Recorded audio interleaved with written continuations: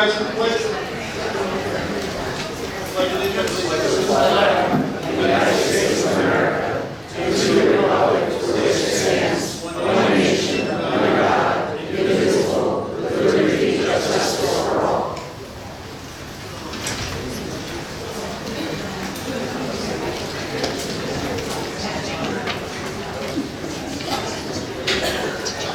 This is a regular meeting of the Township of Toms River Board of Adjustment, and pursuant to the Open Public Meetings Act, the public is hereby notified that adequate notice as defined by the Act was provided, and that a notice of the meeting schedule was published in the Asbury Park Press on December 6, 2024, and published in the Star Ledger on December 6, 2024, and a copy of said notice was filed with the clerk of the Township of Toms River and posted by him. We will now have a roll call of members. Mr. Crispin? Here. Mr. Dingler? Here. Mr. Calucci? Here. Mr. Nolan? Here. Mr. Fontana? Here. Mr. Erb? Here. And Mr. Luthman? Here. Mr. Lodeman is not present, Mr. Tatella is not present, Mr. LaPower is not present. In addition, we have present tonight our board attorney, Christopher Dasty, Esquire, of the law firm of Dasty and Steiger, our board engineer, Ernie Peters, P.E. of Remington and Vernick Engineers Incorporated, our planner, Stuart Weiser of ARH Associates, our assistant secretary for the board is Ms. Melissa Benedetto, our court reporter is Denise L. Sweet of Denise L. Sweet and Associates. For those of you who are here for the first time, let me briefly outline the procedure which the Board of Adjustment has adopted. The applicant or his attorney will present their case. The applicant may call witnesses on his or her behalf. There will be questions by board members and then questions to the witness by objectors relating only to the witness's testimony.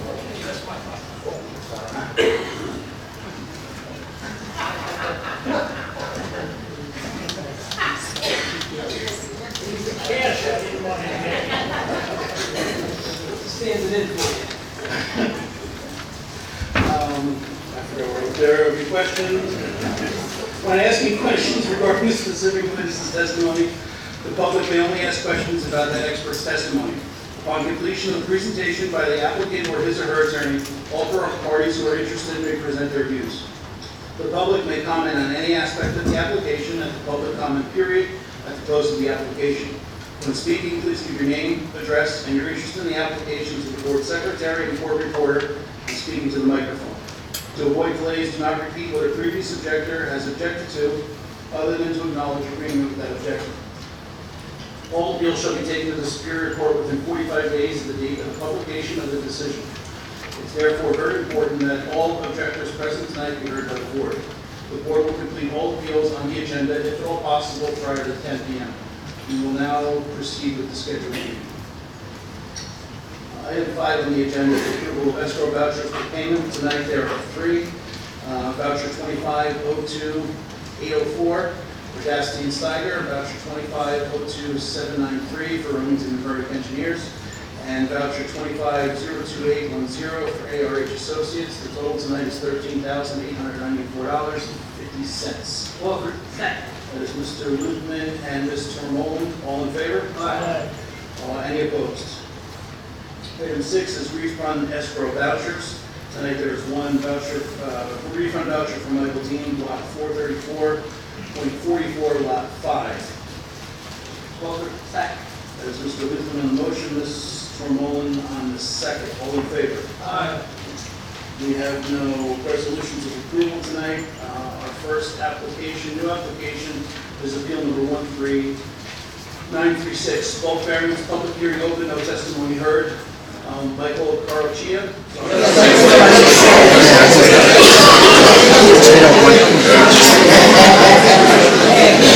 Thank you, board. Thanks to the public for the additional few minutes. We are at our final application tonight. It's a pending application.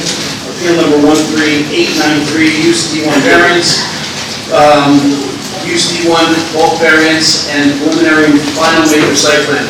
Public hearing is closed. Testimony heard carried from November 18th, 2024, December 12th, 2024, January 23rd, 2025, March 13th, 2025, April 10th, 2025, May 22nd, 2025, for summation and a vote. It's Christ Church of Toms River, 415 Washington Street. That's block 687, lot 16. The applicant seeks UCD1 variance and preliminary and final major site plan approval to construct a proposed 949 square foot homeless shelter addition with 17 beds connected to an existing outreach office for of Christ Church of Christ. The proposed homeless shelter is not permitted in the R150 zone. Number of parking spaces, 183 parking spaces required permitted, 115 spaces proposed. With that, we are here for summations. Notify board members. We will hear from Mr. Gostecki, the objector's attorney first. Point of order. Hang on. Mr. Gostecki, go ahead, sir. Yeah. Thank you. As you recall,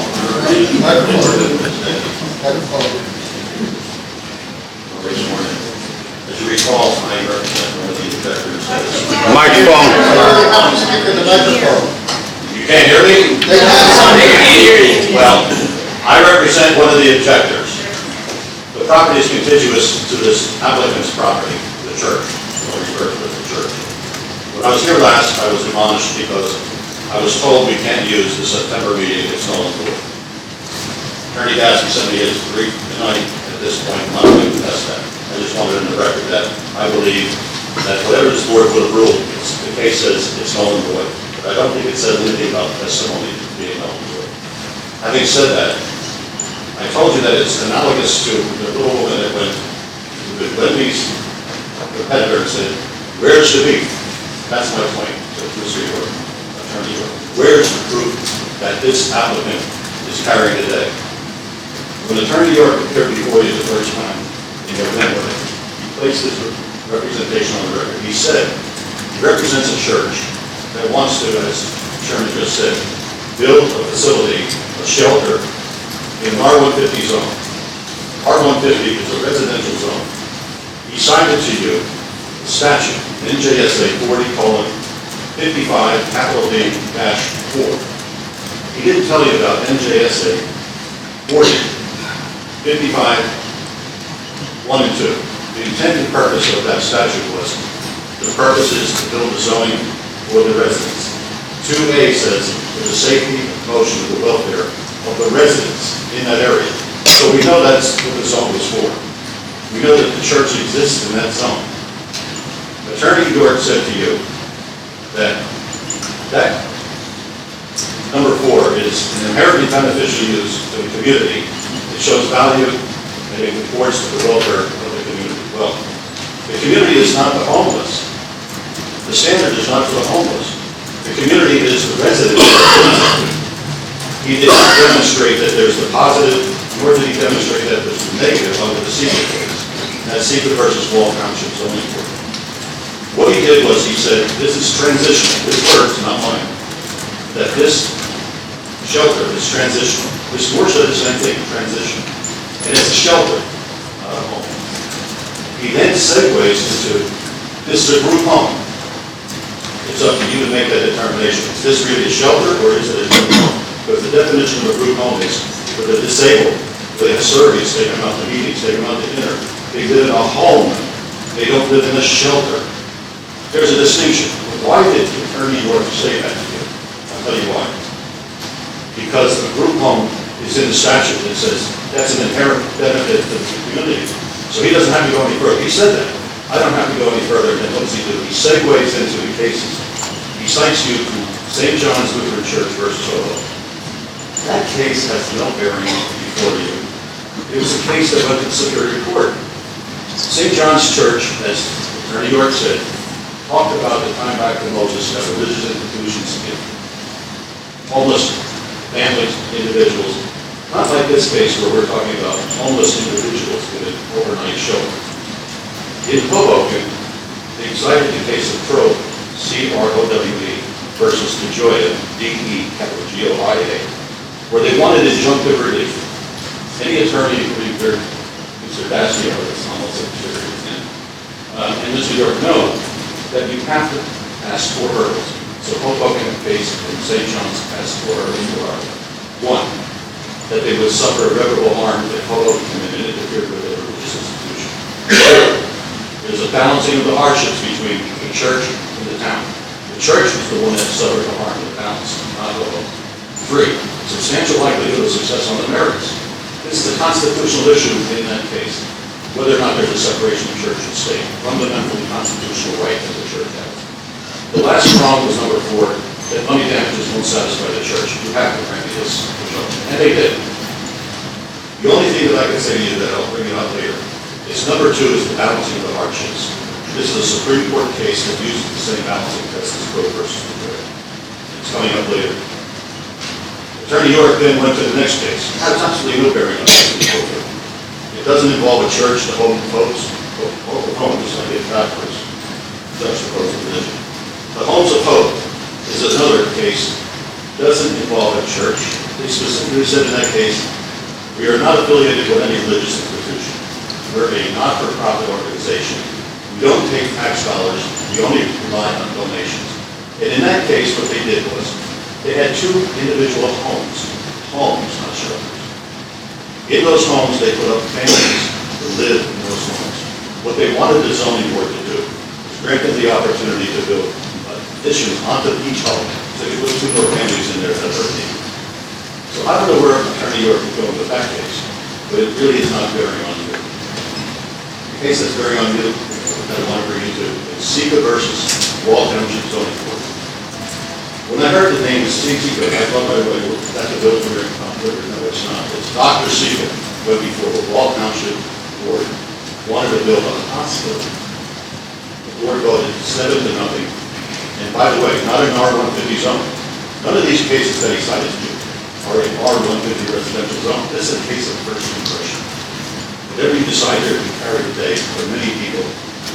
As Mr. Williams said on the record, a flood of people coming in.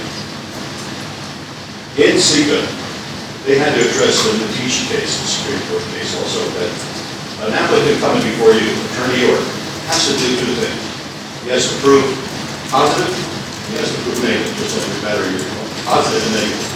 The positive is he has to demonstrate that this is inherently a beneficial use to the community, the homeowner, that it's a value, not detracting and reducing the value, and it goes to the common good. Those are the elements of the statute that he has to meet that he didn't. You know why? Because he said it's a group home, and now he takes the quantum leap, doesn't even provide any proof to you at all. He doesn't go to what good came out of Ms. Moore's testimony. What good came out of Pastor Joy's testimony as to what benefit these homeowners received? There's none. There's no proof. There's only, you know what, when you look at the definition of inherently beneficial in the statute, that means something good. I saw and heard nothing but bad and the ugly. I didn't see any good, I heard the bad and the ugly from all the people here, all the time. But I want to talk about the case law and the standard of proof. In Sika, they laid out, just like in Crow versus LaJoya, a test. The applicant here has to show you that they're meeting the positive criteria, which he never did. And how he has to do it is by clear and convincing evidence. Now, clear and convincing evidence is a standard just below beyond a reasonable doubt. Very high standard and very high burden. He never met the negative criteria, the impact that you've heard about presently that they're doing because they're using this facility. You heard Pastor Joy testify. They're sending out flyers saying to people in the universe and using social media, come to 415 Washington Street. We're open for business. Her term and Ms. Moore's term, business. And yes, these cottage industries that come up with these not-for-profit institutions are businesses. And they're relying on homeless to make their bottom line. I can still go, and I can hear them. Folks, the Sika case stands out the standard just like Crow. You have to balance the interest there. When it came time for Mr. York to put on Pastor Joy, she started testifying that she has a church. And I don't know if we're pronouncing it right, but Dana from Millennium, one of your board members, I don't think you can probably pronounce my name Jewish. Got it. But I also got what you said, because I heard you. You went right to your cell phone. And you said, this is a commercial area. And then Pastor Joy picked up on what you were talking about on the record. And she said, wait a minute, I can't build over there because the church had a fire. So I can't build another location which would not impact the residents. But it would, as she built over there, it would impact the residents. It would be the negative criteria. But she said we don't have the donations. Now, I had the opportunity to cross-examine Pastor Joy, if you recall. And I said to her, you told the board that you have people coming all the time to the door, knocking for shelter, that you can't hold. But isn't it true that you send out these flyers that come to 405 Washington Street, which doesn't exist? And you sent it out by social media, and sure enough, these people did come. There were some questions by the board that were so pertinent and so relevant, including when you, Mr. Duncan, that I can't get in. But Ms. Moore can't tell you who these people are that's coming into this facility. Who are these 17 people? Are they like the people that were the one-man church had a facility for homeless? Please, sir, there are no questions. The public has been heard. I think one of the 17 people. Sir, public comment ended. If I remember correctly, you were heard from. Please sit. I apologize, I thought you were telling me that was a question. I didn't know there was somebody. No, you're not asking questions, sir. I didn't think I was. Please proceed. But anyway, if your attorney York would have told you the positive criteria, you would have heard it. He would have told you, we're doing this to the benefit of the community. We're doing this to the benefit of the homeowner. Pastor Joy already admitted, they're trolling for violence. They're trolling for homeless. Why? Because she doesn't have the homeless. There was a battle between Attorney Gazarovski and Attorney York and Attorney Gazarovski. Folks, please, the record must be kept clean. Comment period is over. Please. Attorney Gazarovski upheld the relevancy that the need is not before the board. Well, that was before I got involved with Pastor Joy, but she opened up the door. Any case when you open up the door will be relevant. And the relevancy is that they don't have the bodies. I said to her, isn't it true that you have 2 independent organizations that already received grant money for the homeless? She knew who they were and she agreed to it, that they already did receive that money. And there's other organizations, I said, the Board of Social Services. So the question does become, is there really a need? You're sending out, trolling, telling people come, and they did. I told you how they came. My witness told you how they came. My witness told you about not the good, but the ugly. You've seen the ugly. You've seen the homeless man come here on their behalf. He testified, put his hand up, and he said his name. Then she asked, court reporter, where do you reside? You care what he said? I reside in the Ocean County Library. And he also said, yes, I do use the street as urinals. Where do you expect us to go? He said, they lock Covey Park. The library closes down tight at 5 o'clock because they're air contents.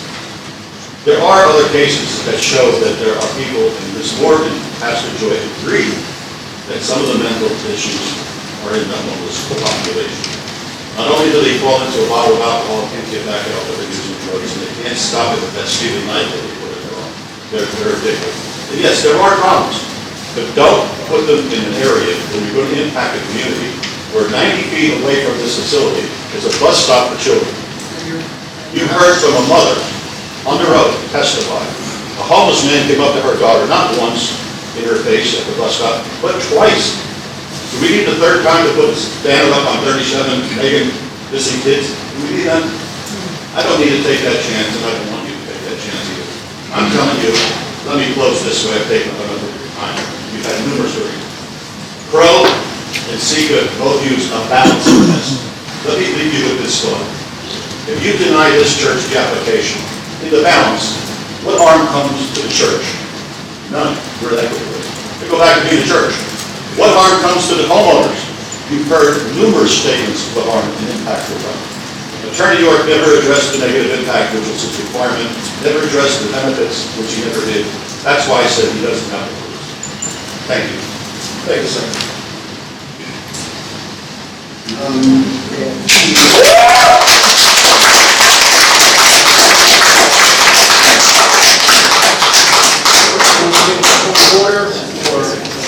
Yeah, let's, I think everybody, let's pull off the flags, all right, so we can move forward with the vote. Mr. Ryan? You guys want to go last? What's that? Last meeting, we agreed on a batting order, I would go third. No, you're going to go after Ed, because the objectors go first, and then the applicant always goes last. Got it.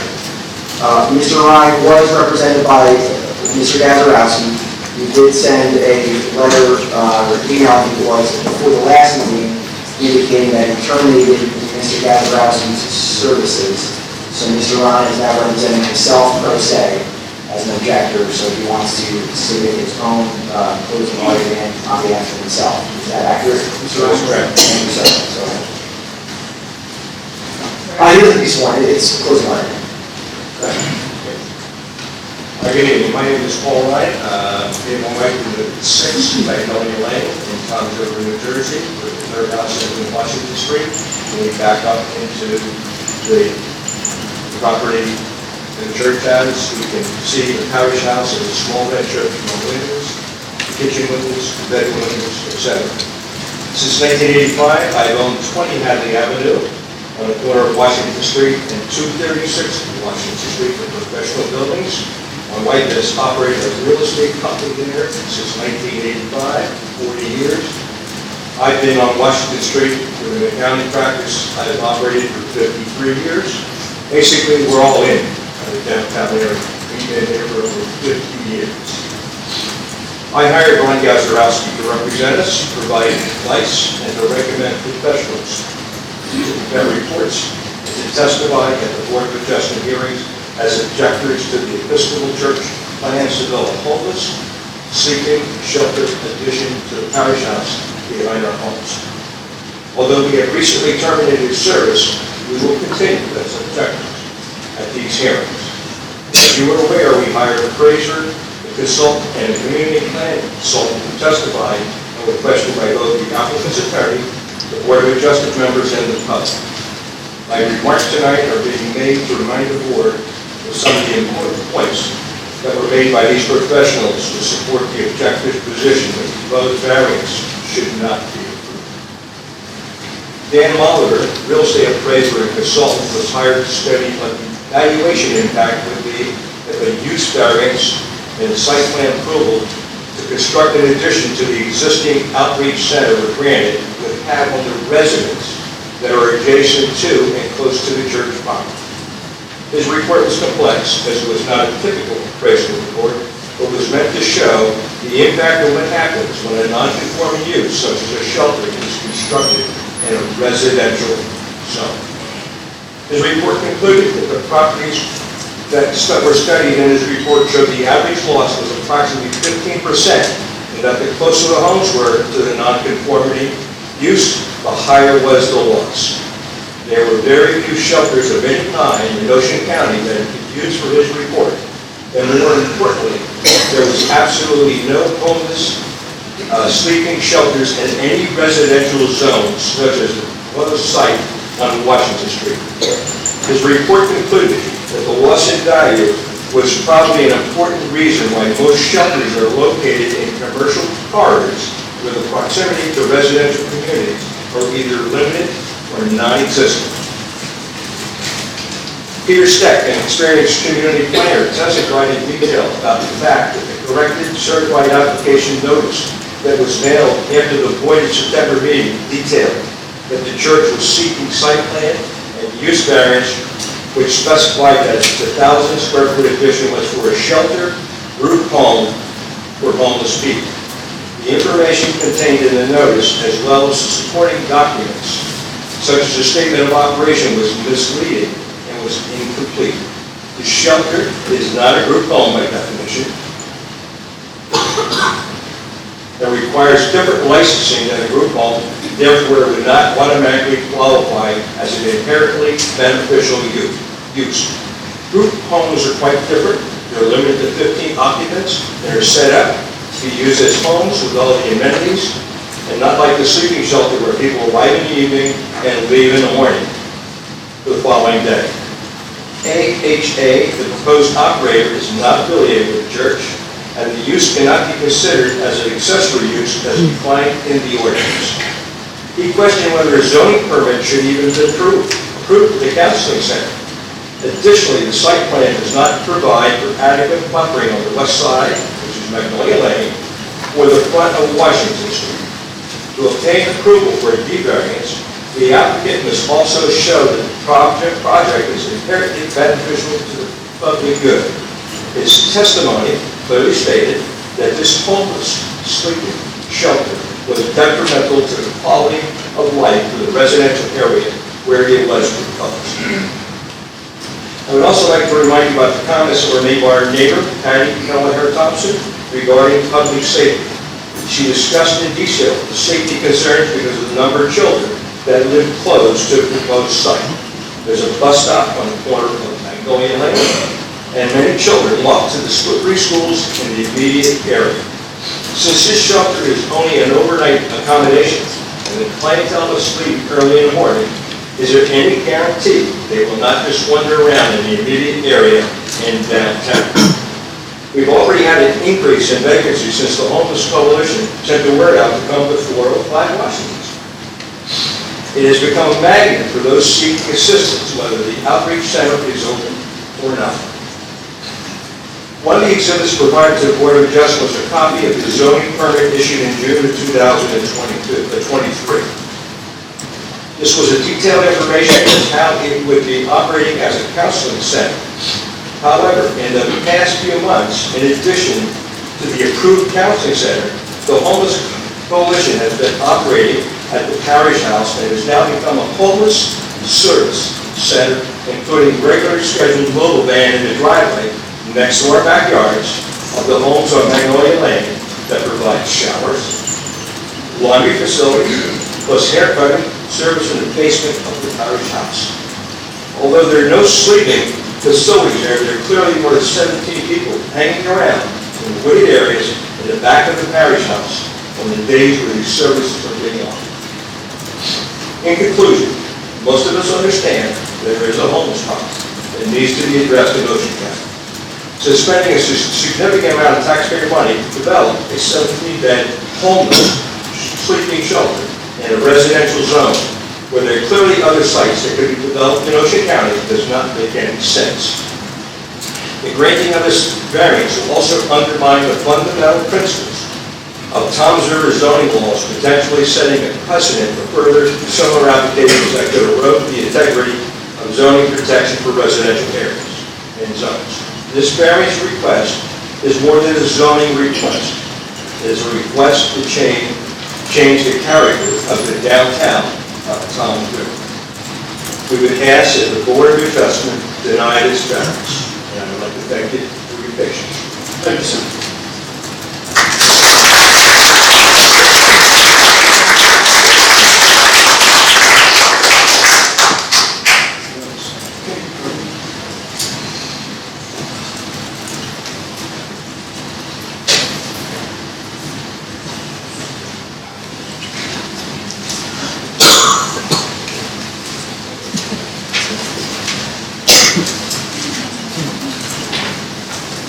Chairman, members of the board.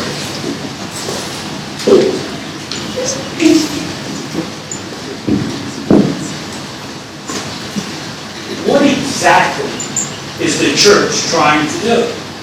What are we proposing? We already have the outreach center. We do provide some physical benefits to the homeless. We've been there for almost 2 years. We have provided these services. What are we seeking to do? All we're asking to do is that 17 homeless people each night, instead of leaving the outreach center and going off to the parking garage behind you, to the woods, or to wherever they can find shelter, 17 people will have a place to stay. That is the sum and substance of this application. We heard complaints. There have been terrible complaints. A homeless person approached a child. Homeless people are nothing more than human beings who happen to be homeless. These are not evil people.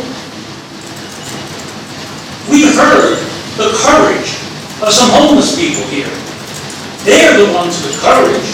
They got up and said, yes, we urinate in public. Where do you want us to urinate? We're dirty. We don't change our clothes. Where did you want us to change our clothes. If this is such a terrible event, having a homeless shelter, did anyone produce police records indicating that something has happened over the last 2 years? How many times were the police called to this site? Testimony was none. So we are making more than it is. Yes, I understand the concerns of the public. I understand the concerns of the people who live near the shelter. I live near the proposed shelter. Yes, when I drive down Washington Street to my office, I see what appear to be homeless people. Again, value judgment. Do I like the way they look? No. But I think it's our responsibility to do something about it instead of complaining about it. Yes.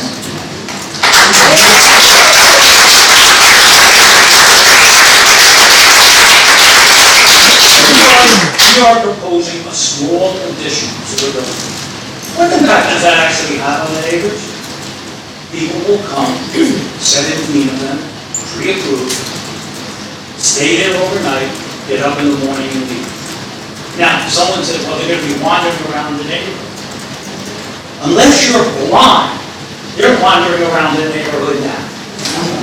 They're not going away. And the homeless situation is only going to be worse.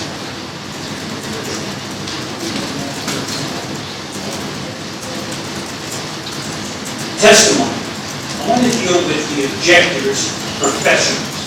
Mr. Steck. Mr. Steck testified that group homes are permitted, but this is the group home. Mr. Steck did testify that this use is an inherently beneficial use. He tried to minimize the extent of its inherently beneficial use, but their planner testified it was inherently beneficial use. He talked about the Mama site operated by affordable housing. He said that in 2022, that year they had 30 calls to the police. 1 year, 30 calls. And he then testified that in 2023, there were substantially fewer calls. He didn't remember the number. He talked about the substantial detrimental effect from a planning perspective that this would have on the neighborhood.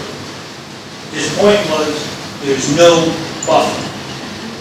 We will stipulate to the record, as Mr. Murphy did, we will put a fence up on the westerly boundary, and we will put a landscape buffer from the garage going back 150 feet to the south. But let's talk about what we're buffering. We're buffering 17 people showing up at night, going into a building, and coming out in the morning. Is it a residential zone? Yes, it is. And this is being used as a residence. No, it's not. Let's talk about what else Mr. Steck said. He said the church could put multifamily apartments on the property in accordance with the zoning. Well, maybe that's what we should do. Let's build 20 apartments behind the parish house and put homeless families in there. Mr. Steck said that's permitted. Mr. Steck also said that if the church decided to put the homeless people in the basement of the church, that would be a permitted use. Now think about it. He's saying it's okay to use the basement for a homeless shelter. And it'd be permitted. But 200 feet away, in the parish house, it would have a negative impact. His testimony was not credible. He testified about the St. John's case. He said it doesn't apply because St. John's, the shelter was being operated by the church. When I cross-examined him, I said, did you read the case? It was not being operated by the church. It was being operated by the Coalition for the Clergy in Oakland, not by the church. And And later I will go further into that case. Mr. Molliver, in a written statement. His testimony bordered on the absurd. First, he didn't know where Windsor Avenue really was because he didn't know the Little League fields were there. He didn't know there was apartments next door, and he didn't know the water treatment plant was next door. But let's talk about what he did say. He said, I did pairs of houses. Houses close to the shelter, houses further away, and there's a 15% diminution in value.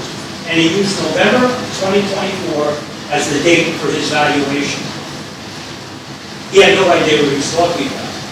Ocean Harbor House closed in April of 23. So how can you testify there's a diminution in value of a homeless shelter and there wasn't one there? It didn't exist. It had been closed. And how do you all know it was closed?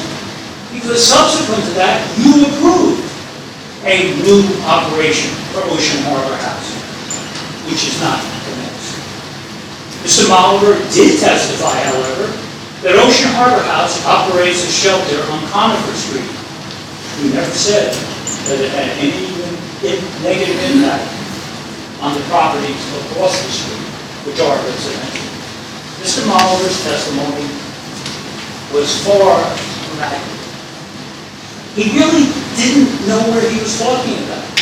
One of the board members said, do you know that Ocean Harbor House is just down the street from Fisher Boulevard?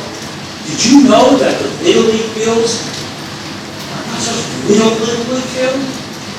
That's the center of the championship Little League field. He didn't even know that. So the rest of his testimony made no sense. What about questions asked by board members? Mr. Fontana said, who signed the application? I want to know who signed the application. Melissa grabbed the file, took it out, and Joanne Quinn signed the application. Mr. Fontana wanted more information. Who is she? She was here. I remember exactly how I answered.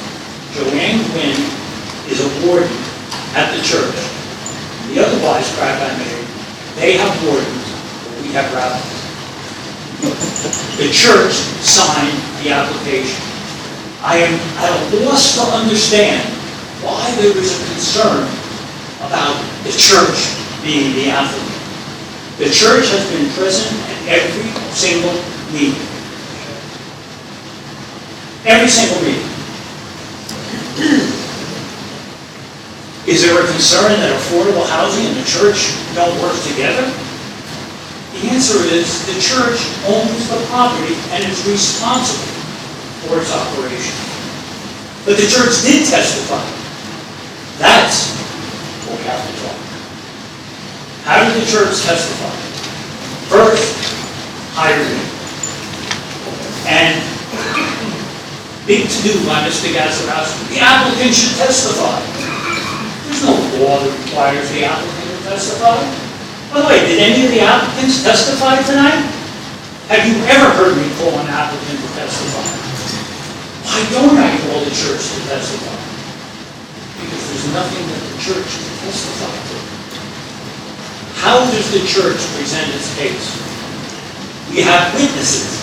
The church engages in witnessing, and we hired people to testify. Who testified? Randy Moore testified for 3.5 hours as to how the shelter would operate.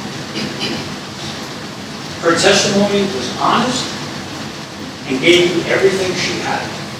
Yes, some of you wanted to know, will there be background checks? And the answer is no. Criminals are homeless people. And when we say criminals, they're people with a record. And I will say, Paul has been here the entire time, and he is as honest as I have seen anybody. But he got up and said, and he can correct me if I'm wrong, I think he said he was in jail for 15 years. I didn't hear the board say, get him out of here. He has a record. And none of you ran, you weren't afraid of them. People with criminal records can be homeless people. Randy testified at length as to why we need affordable housing at the Alliance to operate this facility. What else did we do? Stephen Schock testified the architect. He explained to you ad nauseum which entrances you could go in and which entrances you could go out. There was some confusion on the part of some of the people as to which door you could use and which door you couldn't. But the architect testified how the facility would operate. Scott Kennel testified, traffic expert. He discussed that it wouldn't have an impact. He also went through the parking requirements and explained to you that the granting of the variance for the parking was de minimis and had no impact. Pastor Jones testified. I'm not sure who Mr. Kostecki was talking about, but Pastor Jones testified. And who did she represent? Why is she here? She's a member of the clergy, Holy Cross Lutheran Church, but she's also a leader of the Interfaith Council. And what is the Interfaith Council? It's a council of all the clergy in Township, and they are here supporting that application. She also testified as to the monies needed to provide housing in this state and in this county, and the fact that we don't have affordable housing, and the fact that Township hasn't built one affordable structure, period, ever.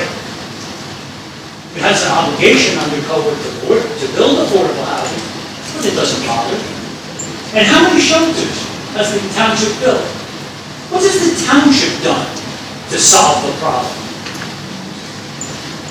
Pastor Jones said they've done nothing. And that falls on all of us. Then Brian Murphy testified, engineer and planner. Notwithstanding the comments earlier tonight, Brian testified at length about the site plan and about the fulfillment of our obligation under SEQA. He is a professional planner. He talked about the inherently beneficial use. He agreed that we would put a buffer in. He went through every part of the SEQA case at length.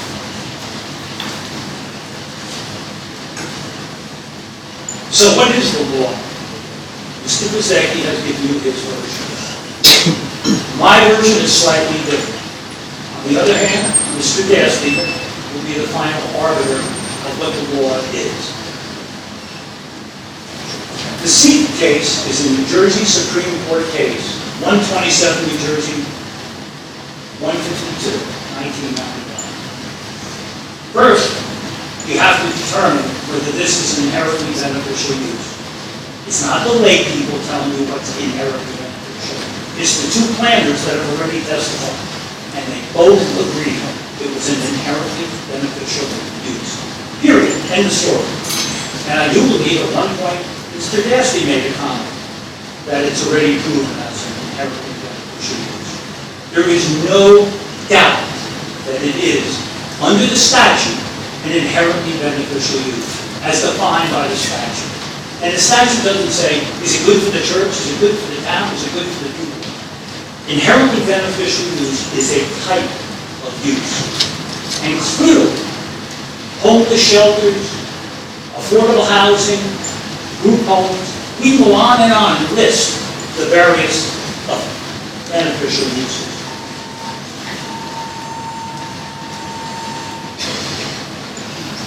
Homes of Hope versus Mount Holly, the court held that affordable housing is an inherently beneficial use. In SEQA, the court held that if there was a too strict reading of the negative criteria, value uses would be denied, and they should not. What other uses are deemed? Senior citizen congregate housing is a beneficial use. A healthcare facility for the elderly is a beneficial use. A homeless shelter is a beneficial use. These are all determined by the court. They're not up for debate tonight. There's no question that this is a inherently beneficial use. So what else do we have to do with this evening? Well, we have to identify the negative effect. What is the negative effect? It's not the valuation of someone's home. That's not what the court said. It's the negative effect on the plan. We had two planners testify. Mr. Steck said there's no buffer, and therefore it's a negative impact. We're telling you now, look at the buffer. That's easy. He said that it's not a good home. But he also said that if you stick the homeless people in the basement of the church, then it's a permitted use. We've satisfied the negative criteria. What else can the board do? Impose conditions to eliminate the negative physical impact of the site. Not the emotional impact, not how people perceive homeless people. And then at that point, we weigh criteria. I would suggest to you, there has been no testimony that there is any negative impact as defined by the CEO. Now the neighbors are going to say, well, these homeless people are going to be in my face, they're going to be around. That's not negative impact. Because the next thing you could say is, any minority group who wants to move into my neighborhood. Oh, come on! You know what? You're lying. There was some discussion that 17-bed would make it. The need is so much greater. That may be true, but you have to start somewhere. And I want you to think about 17 beds for 365 days a year. Do the math. That's 6,205 times homeless people will have a place to shelter. If that's not an inherently beneficial use, please tell me what is. St. John's Church. It's an important case. It goes much further than we're asking this board to. St. John's talked about a homeless shelter being an inherently beneficial use and something that every church should have the right to do without time. Let me read part of the opinion from that case. The judge quoted some of the testimony. The concept of sanctuary has been a strong element of religious tradition from Moses to the New Testament. Sheltering the homeless and caring for the poor has consistently been a church function, carried out for centuries by religious persons. It is among one of the basic mandates in the Judeo-Christian faith. Throughout history, the churches have carried out the biblical mandate to aid the poor and help. That is what the church is doing here. Let's make no bones about it. Somebody got up and said it's a profit. There's no money to be made here. This is not about making profit. This is about helping people. The objective. I'm not going to go over all the testimony of the objective. I understand their fears. They're totally understandable. These are unknown people. They don't know them. And they have fear. Fear that they will do something wrong. Well, what testimony do we have? Dr. Bajak got up and testified from his house at 73 Amber that he pays $35,000 a year in taxes on his home on the water. And he doesn't want any homeless near there. He doesn't want them interfering with his family. The help and attitude. And by the way, Dr. Bajak's house is almost a mile from the proposed shelter. But that was too close. He doesn't even want them there. Tom's River Country Club store. I'm not sure whether it was the Tom's River Country Club or the Crown Rail on that. But the answer is, their testimony was, they were worried about an incident that might happen to the families and the people using the country club. So let me just get that out. A bunch of rich people are worried. Let's go, Mark, come on! Excuse me. 11 people were stabbed in a homeless shelter. This is the last warning. I will start asking people to leave. No for working, we're in New Jersey. Oh, it doesn't happen here? Final warning. Yeah. Please leave then. I'm not turning this into a council meeting. This is the sixth meeting. The public was heard from, the applicant was heard from, objectors were heard from. You may not like Harvey's closing statement. Please give him the time he's owed. He's lying! The whole night?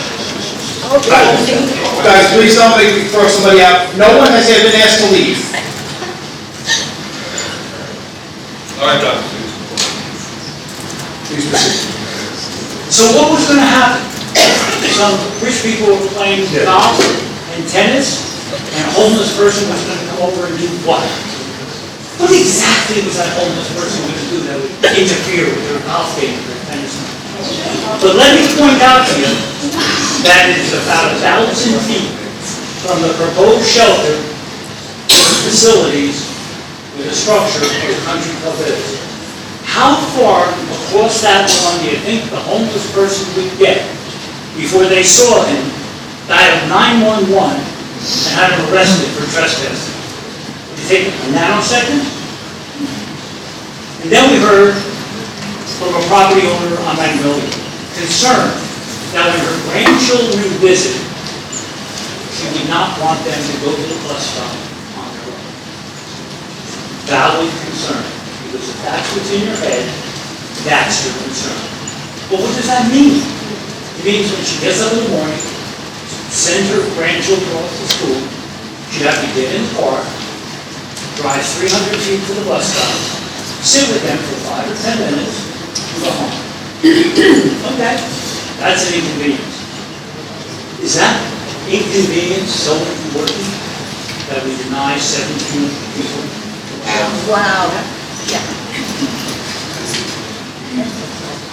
What does that leave us with? I've appeared before this board more than once. And what is it I can ask you to do? What can I say to each of you to perhaps change your mind and convince you to vote for the shelter? I don't have any clever words. The best I have is your obligation to do the right thing, to show compassion, kindness, humanity, mercy, and to show courage. To have the courage to do the right thing. It takes courage sometimes to do the right thing. It's much easier to vote this application down. Everybody in the room except those that are in favor will be thrilled, and we'll go to court. And what happens if we go to court? In my view, the courts will approve this application. Because to turn it down would be arbitrary and capricious. So you can take the easy way out, everybody vote no, we'll go to court. But let me remind you what happened last time we did that. 5 or 6 years ago, I remember maybe slightly longer, Rabbi Guerin came here to put up a chabad on Church Road, a Jewish house of worship. And this room, this is empty compared to that night. The room was packed. They were standing outside. And what did the board do? They turned him down. Great. The rabbi went to court. The court said, it will be approved. But you know what the court did also? It assessed damages against the township.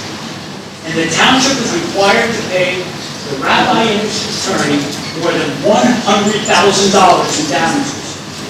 Sure, the board took the easy way out and cost the taxpayers $100,000. And that chabad exists today on Church Road.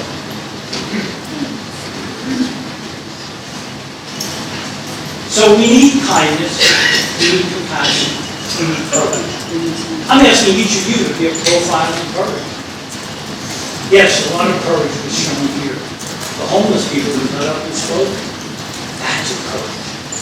To get up here and say, I'm homeless, I'm not an axe murderer, I'm not an alcoholic, I'm down on my luck, I don't have any money. And explain how, I think it was a 78-year-old woman living in the parking lot, and they take care of her.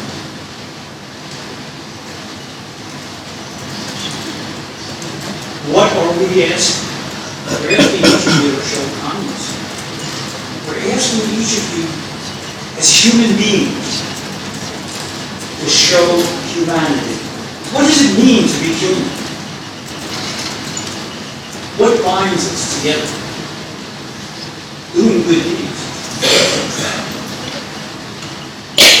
Be kind. Do the right thing. Show mercy. Have character. Have courage. Show mercy. Well, I'm not that great with words sometimes. I am going to quote someone else. I'm going to quote William Shakespeare. Now, I know none of you anticipated hearing from William Shakespeare. Say that.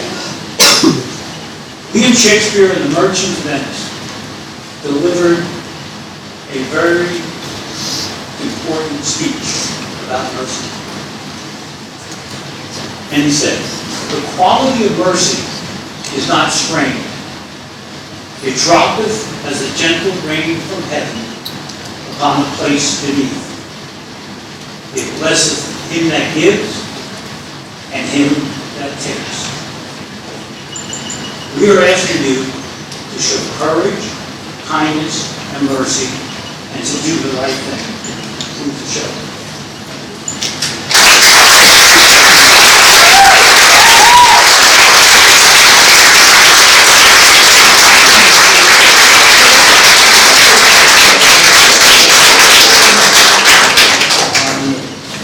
Before the vote, a vote is called for, we're going to hear from the board planners to apply. Thank you, Mr. Chairman. Thank you, Mr. Chairman. Mr. York quoted Shakespeare. Wasn't expecting that. So I'm debating whether to start with the long winding road or what a long strange trip it's been. Mr. Chairman, you went through the beginning of this section tonight. You spoke about the nature of the application, the 17 beds, the 949 square foot addition. You talked about the homeless shelters are not permitted in the R150 zone. Variance relief is required. There's also D1 variance relief is required. There's also some bulk variances that are required and some design waivers. There are a number of pre-existing nonconformities which have nothing to do with the use but are inherent in the physical nature of the property itself. Those are what they are. In the very beginning, we heard from, as we've heard tonight, we heard from Randy Moore, who is the CEO of the Affordable Housing Alliance.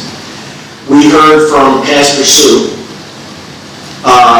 and it was referenced the groups that she represents. We heard from the architect, the traffic engineer, Mr. Murphy, as both the engineer and a planner. We heard from Mr. Gazarovski and his planner and his real estate expert. And for the life of me, which just went out.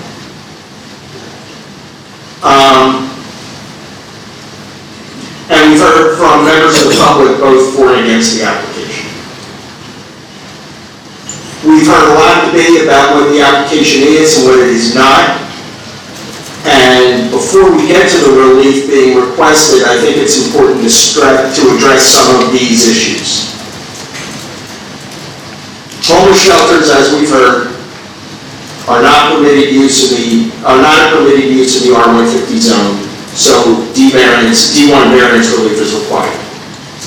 C relief is required. Mr. Gazarovski and his planner made an issue about the public notice calling the application a group home.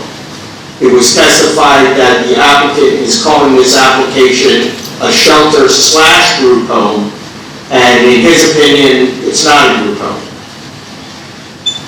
There was some conversation, as we heard a little bit tonight, that this impacts the public notice that was put out by the applicant as to the validity. The notice we took a look says shelter for the homeless. Whether the inclusion of the phrase group home somehow creates a defect in the notice is something for the lawyers to argue about, but I would argue, given the attendance at all of these hearings, nobody who would potentially be impacted was under any illusion as to what this application was for. All of the paperwork related to the application, the applicant's checklist, the development application, the variance requests, the McDonough and Ray traffic report, the FWH site plan, and the FWH statement of operations describes this in different words, but as a homeless shelter. I don't believe anybody was trying to pull the wool over anybody's eyes, and certainly it's been clarified over the course of these hearings as to what this application is for and what it is not. We agree this is not a group home, but it is a shelter. Mr. Gazarovski and his planner made an issue about there being no connection between the church and the proposed shelter. They question the role of the church as an applicant versus a developer versus an operator, and they assert that the operator of the proposed shelter has not shown any connection with the landowner being the church. Once again, I'll leave it to the lawyers to go through the legal standards and make those arguments. But I will tell you, and we heard this from Mr. York, the senior warden from the church signed the application. She signed it as the owner and the applicant.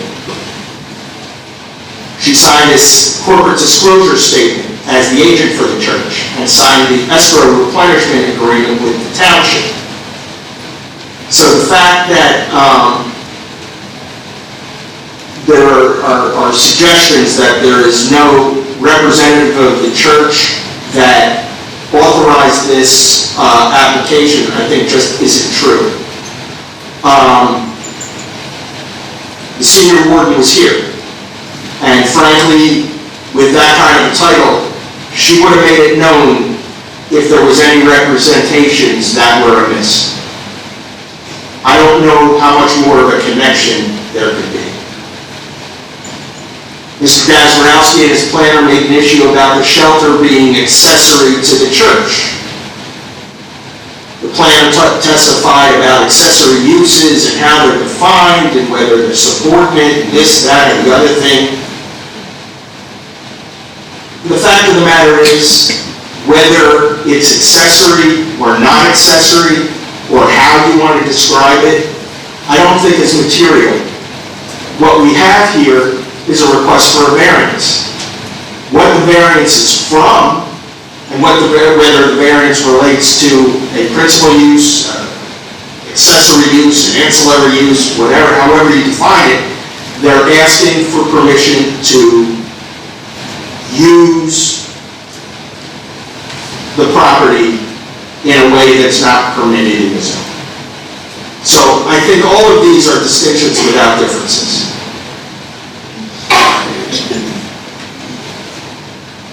Now getting to the relief that's being requested. As you know, generally, in order for a board to grant a variance, an applicant must demonstrate to your satisfaction. This is not a court proceeding where the rules of evidence apply. It's to your satisfaction that the relief will relieve a hardship, or that the granting of the variance would advance one of the purposes of the municipal land use law, and that the benefits of the deviation would substantially outweigh any detriment. These are typically known, as you know, as the special reasons. And collectively, that's the positive criteria. An applicant must also demonstrate to the board, again, to your satisfaction, that a variance can be granted without substantial detriment to the public good. This is known as the negative criteria. Part of that, wrapped in that, is that there's no substantial detriment to the zone plan, which is the master plan, and the zoning ordinance. The key there is substantial detriment, and we'll get to that in a minute. An applicant must also satisfy, and again, this is the traditional variance conversation, an applicant must also satisfy that to the board, to you, to your satisfaction, that the site is particularly well suited to the use. Again, both the positive and the negative criteria must be satisfied in order for you to grant a variance under normal circumstances. But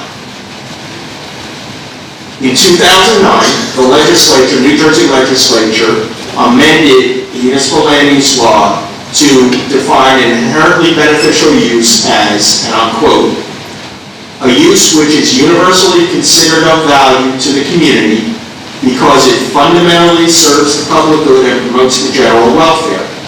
Such a use includes, but is not limited to, a hospital, school, child care center, group home, or a wind, solar, or photovoltaic energy facility.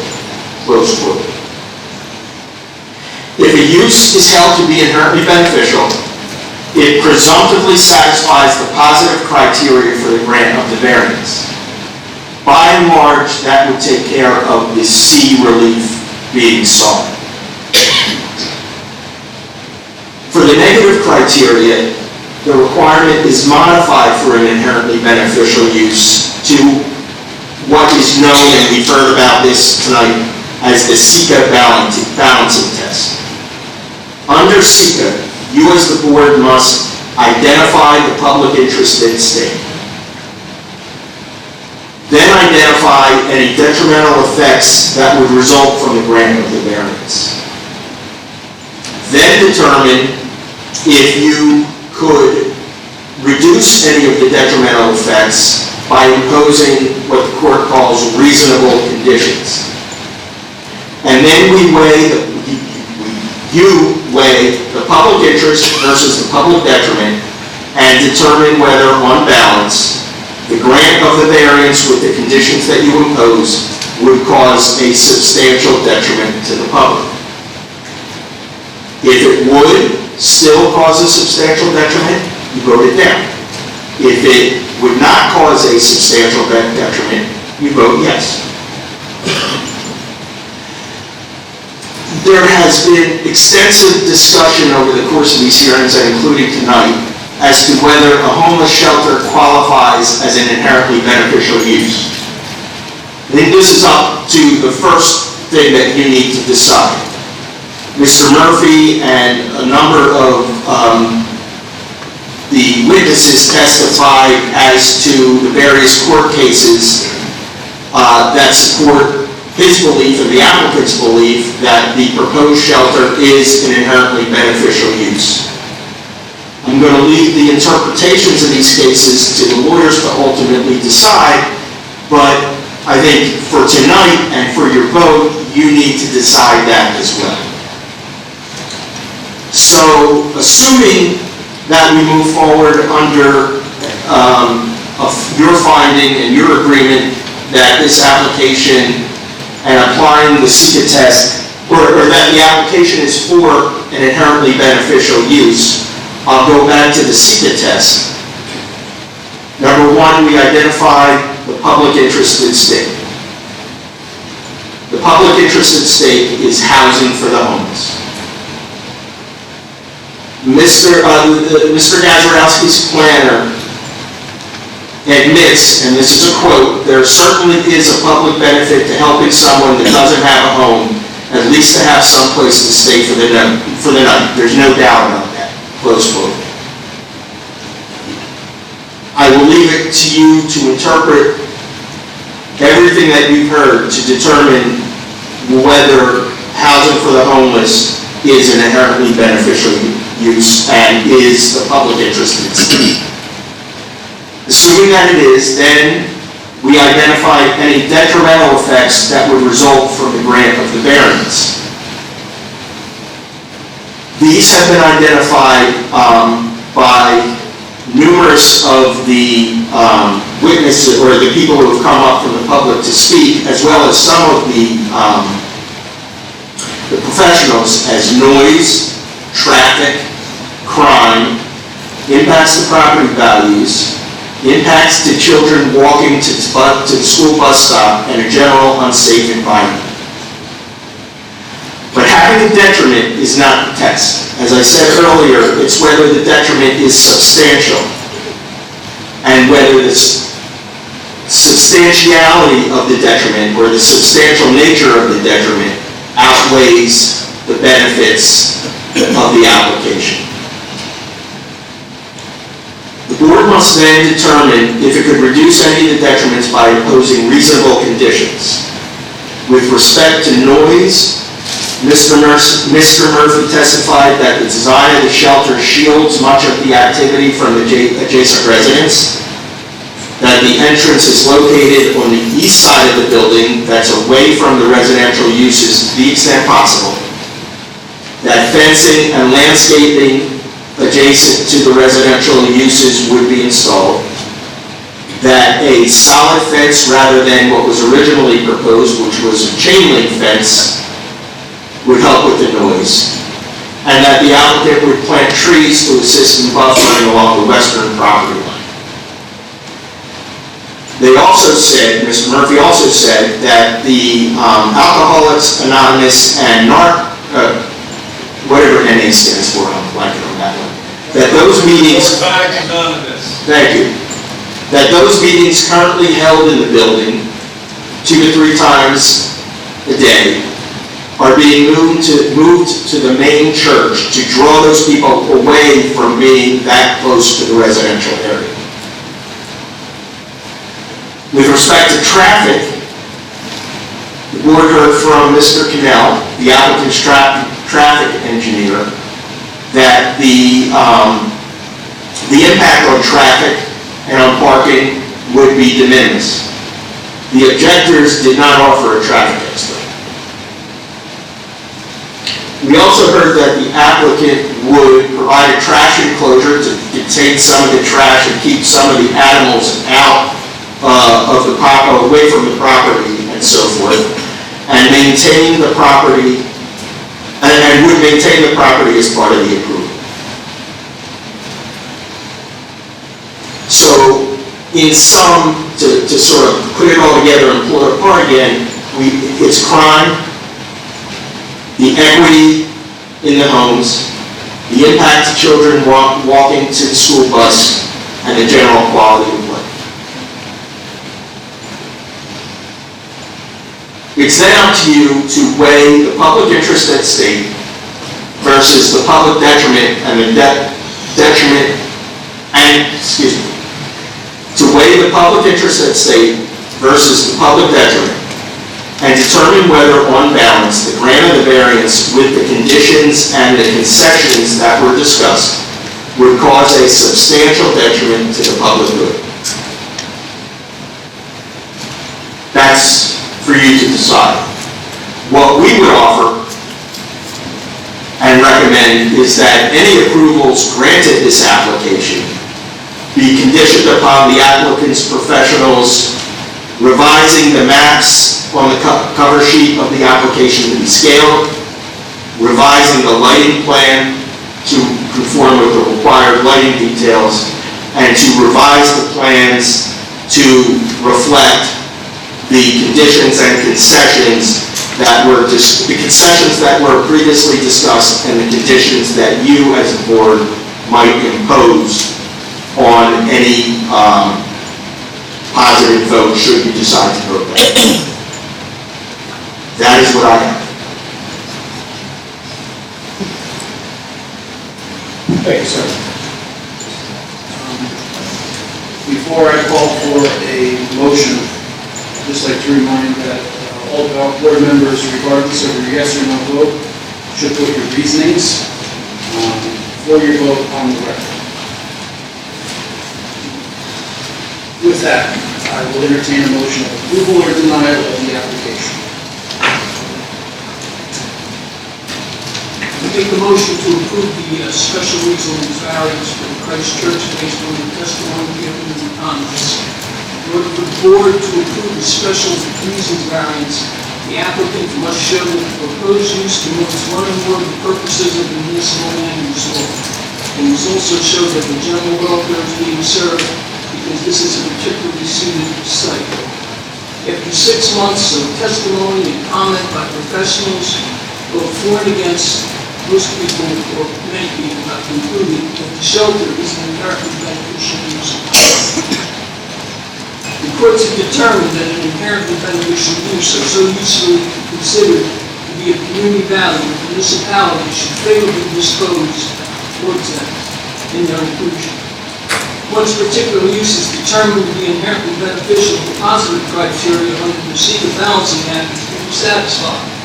The applicant would not approve the existence of special reasons. The reason a special use variance is needed is because we have no basic homeless shelter in the master plan. So wherever we would put it in this town, we would need a use variance. So that point is moot. We need a use variance, whether it goes here or anywhere. Let's take a look at the other necessary things for approval. We've agreed, or I consider it inherently beneficial use. Even the professional on the other side, when I questioned him, said it was basically inherently beneficial use. Some of the criteria for inherently beneficial, even though it doesn't necessarily have to be proven, Township is the 8th largest municipality. As of January 2023, we had approximately 463 homeless. There are no homeless shelters. Okay? Granted, this shelter is not going to help all of those people, but at least it's a step in the right direction. There are no shelters in Ocean County. It's not just a place to sleep. It's not where people line up at night and hope to win the lottery. It's a place where people go that probably have been in the program that's been existing there for quite some time for them to get back on their feet. The idea of helping the less fortunate is a basic doctrine of all religions. Now let's take a look at why this site. First, the church has been operating an outreach center for the homeless since July 2023, 5 days a week. Many of the people staying overnight will have been through that process. The church has 10 acres of property. It's surrounded on 2 sides by a golf course. Okay, there are some homes. Just about any commercial property in this town backs up to residential areas. So wherever you put it, there's going to be some residential area there. Ocean County has approved this location by giving the organization grant money. And it's close to other government agencies to help the homeless. Let's take a look at some steps they have taken to mitigate the adverse consequences of the 17 individuals staying there. The report of the property. All right, there's going to be screening. There will be no drug and alcohol. People say. They're only there temporarily until they find housing, about 2 to 3 months. Nighttime supervision. 2 people will be there all night. Most individuals staying overnight will be there for the same program, or were in the same program from 8 to 5. The problem is, they were at the same program, then they were released. Sleep in town, you sleep in the library, you sleep in the parking garage. Now 17 people, instead of being released at night, will have a place to stay. That gives greater control over those 17 people. a lot greater control than turning them loose at 5 o'clock. All right? There's no cooking on site. Food will be brought in, breakfast and dinner. Doors are locked. It's not like anybody can walk in anytime they want to. There's curfew. Main entrance is away from residential housing. It's just for individuals. There's no family, no children. There's a smoking area. It's away from the residential area. They're putting up solid fence along the whole side where the residential area is, plus buffering. Beds are only used for nighttime. Check-in time is 5, check-out time is 7 a.m. Yes, there is a bus stop there. But these people basically are either going to programs or going to work. They're not hanging around the church. Because if they're hanging around the church, they're not fulfilling their commitment to the shelter. And there's a much greater control over these 17 people. They're not doing any help to help themselves. The church said it would improve the maintenance of the property. It would clean up the retaining wall along the residential homes as well. I feel that the conditions imposed mitigate some of the adverse effects. It's not going to mitigate all of them. And I vote to approve. I also vote to approve the co-parents and the parking. This is not going to create a parking problem. It's not going to create a traffic problem. It's not going to create a noise problem. And also, the design waiver for, the new storage so that the trash is properly disposed of, and any other bulk variances that there might be. Is there a second? I second it. I also agree with one of the things that you just spoke about, the churches running shelter, helping people for the last couple of years out of the shelter, and now we're having other groups. They help the alcohol people, non-product people. The church is very good in help, and I think it is an inherently good beneficial use. So I hope it's a nice reach that we give, and the church is going to have an obligation to fulfill their requirements as well as all the stipulations that we put in.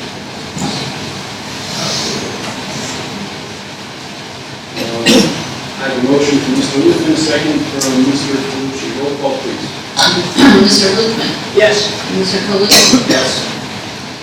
Ms. Tormona? State your reasons on that. I have sat and I've listened to most of it. I've been critical of people on both sides. I see necessity for a homeless shelter in Ocean County. I have a lot of concerns as to this location. Yes, Township has no zones for a homeless shelter. However, tucked into a small residential neighborhood, I truly believe is not the proper location. 17 temporary beds does not change a daytime situation, which is what the issue that most residents have been dealing with over the past several months, years. I've worked with homeless people. I've helped homeless people, and I will continue to do so. But ultimately, this homeless shelter is not a homeless shelter, it's a code blue center. It will act no differently as a code blue center. We're bringing people at night and release them in the morning. This is no different than that. We're not solving the problem, we're putting a small bit in it. I'm not comfortable with the security that has been mentioned. 2 random people have no training in their security, and it's not safe not only for the residents of the neighborhood, but it's not safe for the people staying in the shelter. We have been told that a curtain will divide men and women. That's not, in my mind, that's not safe. Only did speak on the group home on Windsor Avenue.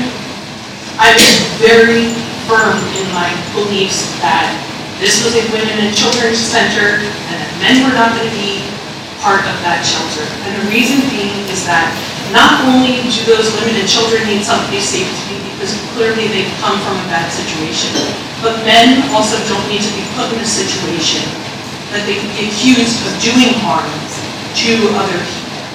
So it goes both ways.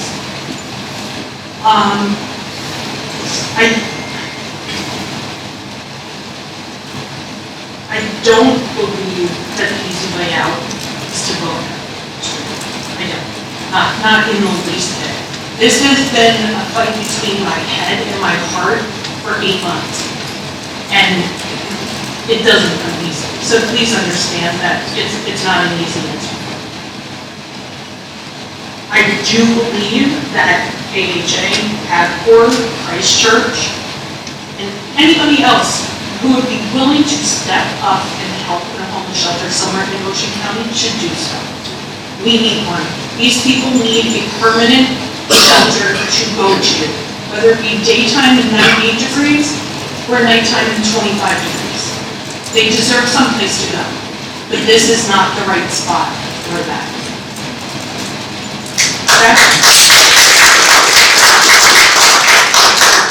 That being said, I will volunteer to reach out to members of the county, the commissioners, whoever else needs to be a part of this. And I ask all the residents who are here objecting, if you have thoughts on this and you feel that you could be helpful in finding these people something more suitable, I ask you to step up and help them instead of mocking them,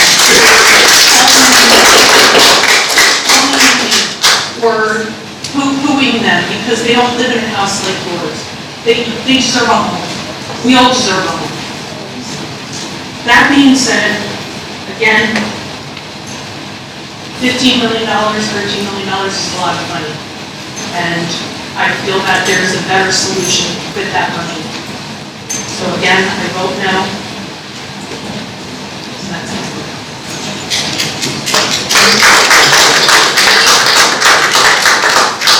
Now to finish, roll call, please. Mr. Earp. I think it's good to have a homeless shelter in the county. County definitely needs one. We've been talking about that pretty much for the whole time. Township has no D1 areas. That is something that the planning board never planned for. So there's actually no place in Township that is set up for that.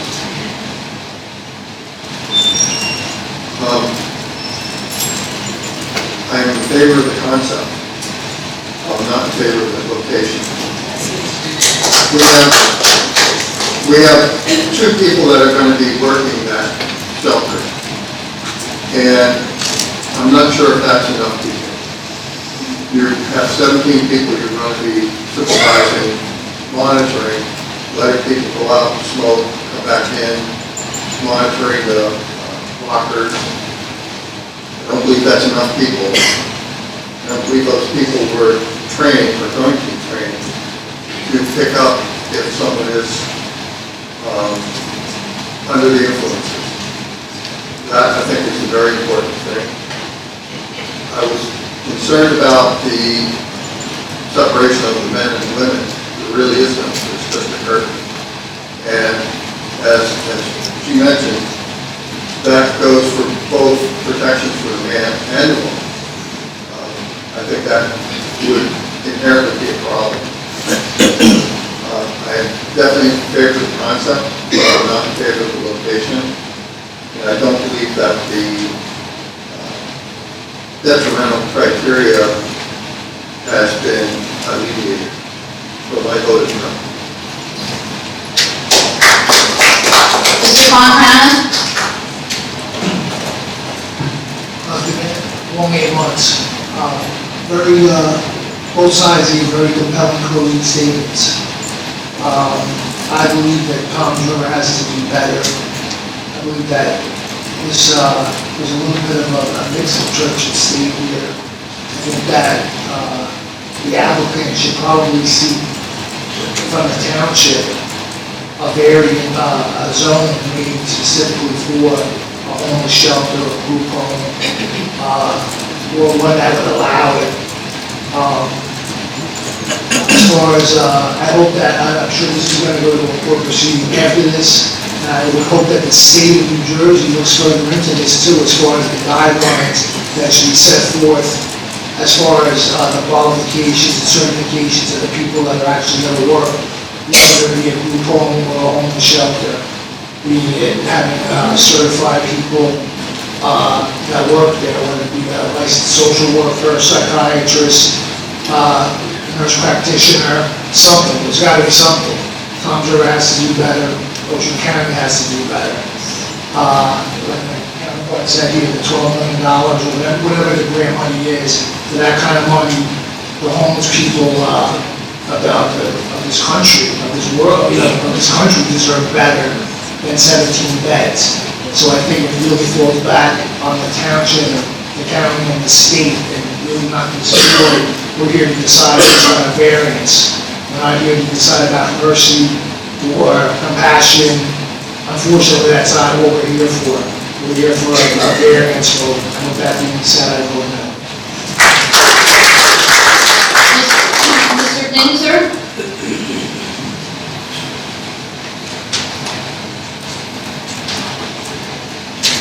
This is a topic that's very close to my own heart.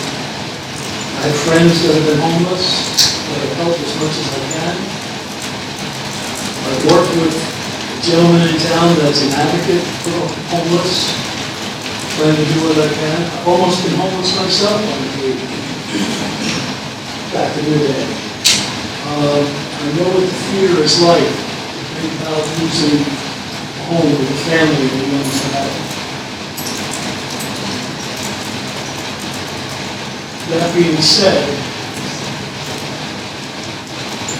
as my colleague said, there's so many different aspects to this. We're voting on a zoning issue, not an emotional issue. I know that I personally will continue to do what I can to help the people that I can, but I don't believe that this is the right place for it. So without, I vote. Mr. Christian, Chairman Christian? Over the last several months, the board has heard extensive testimony over 6 meetings. One of those devoted entirely to public comments, over 3 hours of public comment. We're here tonight to vote on the use of property. In my opinion, first I'd like to say that I agree with the comments both on the for and against side. For me, the applicant has not provided enough assurance that adequate screening of potential residents for the affected residents. Not enough staffing will be provided given location in the residential zone. I do have an issue with the close proximity of certain schools to the proposed location. I'd like to say that applications like this have major implications not only to the residents in the immediate area, but to residents townwide and future applications like this to come. I'm going to stop short tonight of calling this spot zoning. With approval, this application potentially be affecting other residential zones in town for years to come. Clearly, Township has a homelessness problem. And although the board can only consider the merits of this particular site, it's my opinion that this site is not adequate, and therefore I vote no.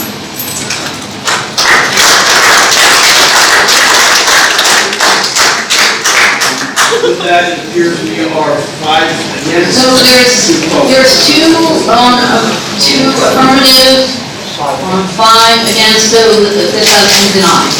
Motion denied.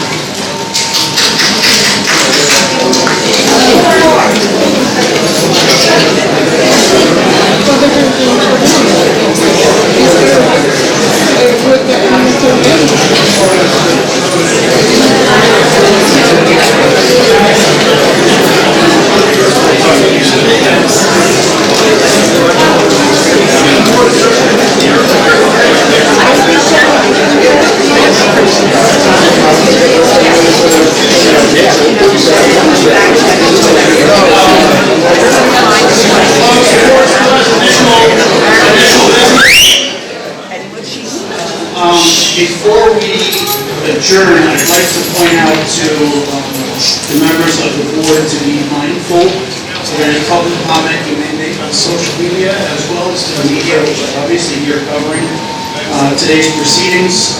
Clearly, today is not the end of this application, so please be mindful of the comments you make. If there is no other business before the board, I entertain a motion of adjournment. First and second, all in favor? Any opposed? We'll see everybody next.